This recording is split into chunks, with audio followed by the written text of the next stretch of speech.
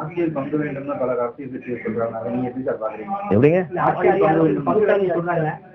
ஆனா தமிழ்நாட்டை பொறுத்தவரை ஆட்சி அதிகாரத்தில் பங்கு கிடையாது டிஎம்கே சொல்லிட்டு எடப்பாடி பழனிசாமி சொல்லிட்டாங்க. ஏற்கனவே இதுக்கு நான் பதில் சொல்லிட்டேன். எங்களுடைய தலைவர்கள் இது சம்பந்தமா பேசிட்டு இருக்கிறாங்க. நீங்க திமுகல பேசிட்டு இருக்கிறாங்க, அண்ணா திமுகல இதெல்லாம் வந்து இப்ப தேவையில்லாத ஒரு விஷயம். எங்களுடைய தலைவர்கள் எல்லாமே தெளிவா சொல்லியாச்சு. தமிழ்நாட்டில் தேசிய ஜனநாயக கூட்டணியுடைய அரசு அமைய இருக்கின்றது. அது ரெண்டாவது கருத்துக்கே இடம் இல்லை. திமுக பற்றி கேட்டீங்க, அதை நான் சொல்லியாச்சு. அது அவங்களுடைய விருப்பம். அவங்க என்ன சொல்றாங்க, அது சொல்லியாச்சுன்னு சொன்னாச்சுன்னா நாங்க தோற்று போகணும். சொன்னாலும் சொல்லாவிட்டால் நீங்கள் தோற்று போய் விட்டீர்கள்.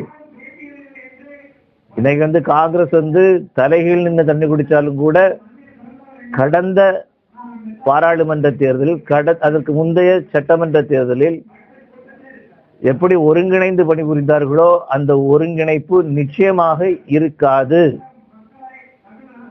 அதே போல விடுதலை சிறுத்தை கட்சியாக இருந்தாலும் சரிதான், கம்யூனிஸ்ட் கட்சிகளாக இருந்தாலும் சரிதான், எந்த கட்சியாக இருந்தாலும் கூட இன்று அவர்களுக்குள்ளாக ஒரு புகைச்சல் ஏற்பட்டு விட்டது.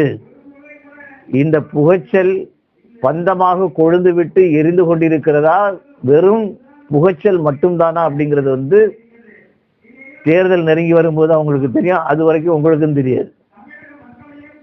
ஆகவே திராவிட முன்னேற்ற கழகத்தினுடைய கோடவுன், அது பருத்தி கோடவுன், பற்ற வைக்கப்பட்டு விட்டது, எரிந்து கொண்டிருக்கிறது, ஜுவாலை தெரிகிறது, கூடி சீக்கிரத்தில் தெரியும்.